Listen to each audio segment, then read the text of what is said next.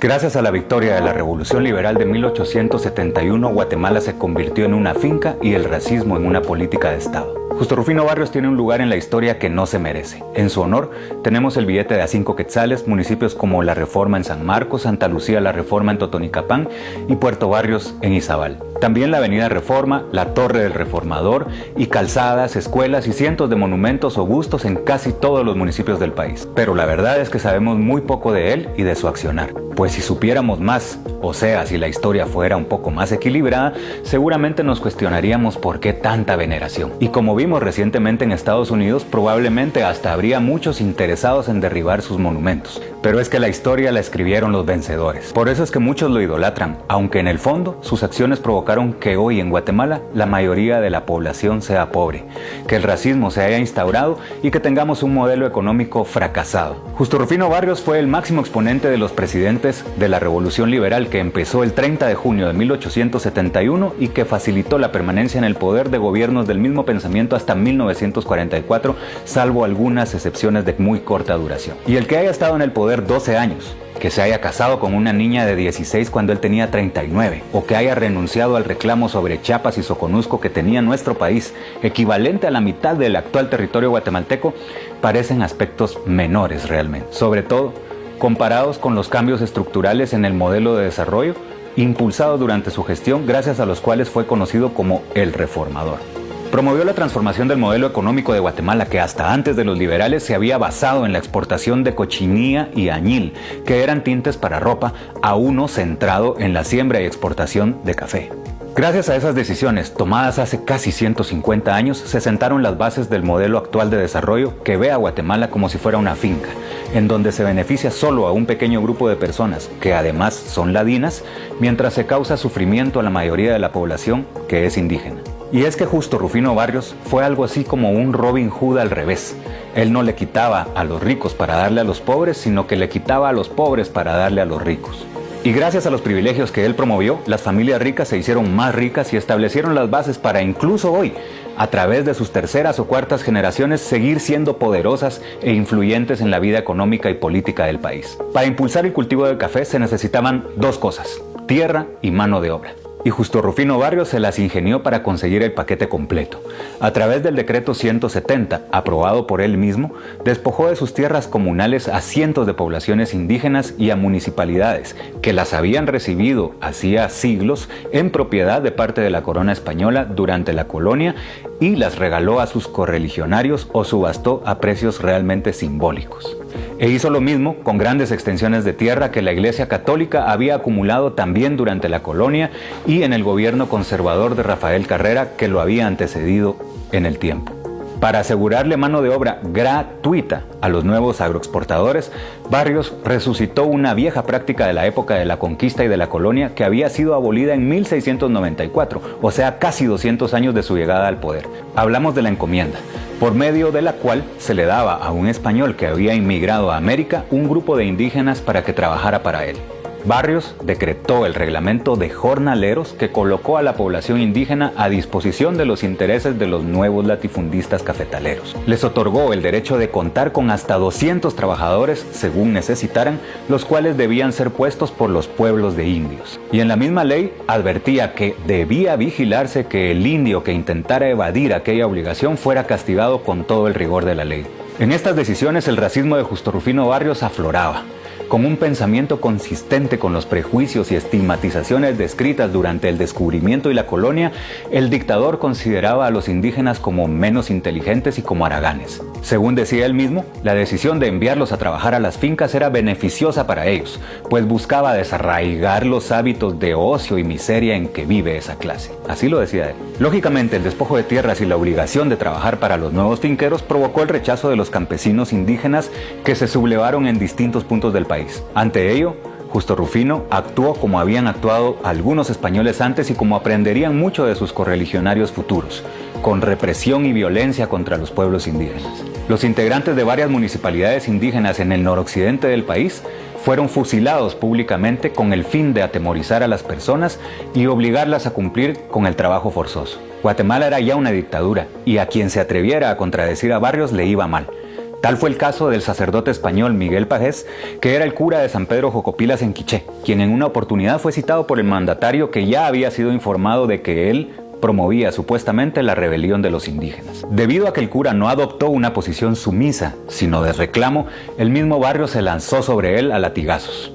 El cura reaccionó y le llamó cobarde, asesino, ante lo que acudieron varios de los guardias del dictador y lo atacaron a machetazos. Ya moribundo, Barrios bailó sobre su cuerpo y consideró atenuadas las protestas, como nos lo cuenta el reconocido periodista nicaragüense Pedro Joaquín Chamorro Zelaya en su libro denominado El Patrón, estudio histórico sobre la personalidad del general Justo Rufino Barrios. Se lo recomiendo, muy interesante. Como puede verse, con el ascenso del dictador al poder, se produce una profunda transformación en la estructura de la tenencia de la tierra, el medio de producción por excelencia. Y gracias a la dotación de mano de obra gratuita, surgieron grandes latifundios dedicados a la siembra de café y azúcar, muchos de los cuales subsisten hasta hoy en día, olvidando, por supuesto, los orígenes espurios de sus riquezas y sobre todo el sufrimiento causado a la población indígena. Solo para citar un ejemplo, tenemos a la familia Herrera, que hoy en día es dueña del principal ingenio azucarero de Guatemala, el que más exporta, de enormes proyectos inmobiliarios y también de varios centros comerciales que muchos de ustedes frecuentan todo el tiempo. El patriarca de la familia, Manuel María Herrera, ya estaba involucrado en el negocio del azúcar cuando fue nombrado ministro de Fomento de Justo Rufino Barrios. Gracias a ese puesto y a que Barrios distribuyó grandes cantidades de tierra entre sus amigos y correligionarios, Herrera incrementó sus tierras y su riqueza. Al respecto, el historiador Julio Castellanos Cambranes nos cuenta que en 1877 la familia Herrera se hizo propietaria de 90 caballerías a expensas de las tierras comunales de Santa Lucía, Cotzumalguapa y Siquinalá, cuyos habitantes y sus descendientes fueron convertidos en trabajadores permanentes y temporales de las empresas agrarias. El propio Justo Rufino Barrios también se apropió de grandes extensiones de tierra y se convirtió a tal punto en uno de los principales exportadores de café de Guatemala.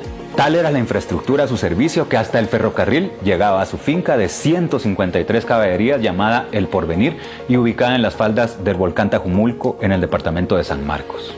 Barrios también tenía admiración por los alemanes, a quienes consideraba superiores, pues creía que uno solo valía por 200 indígenas.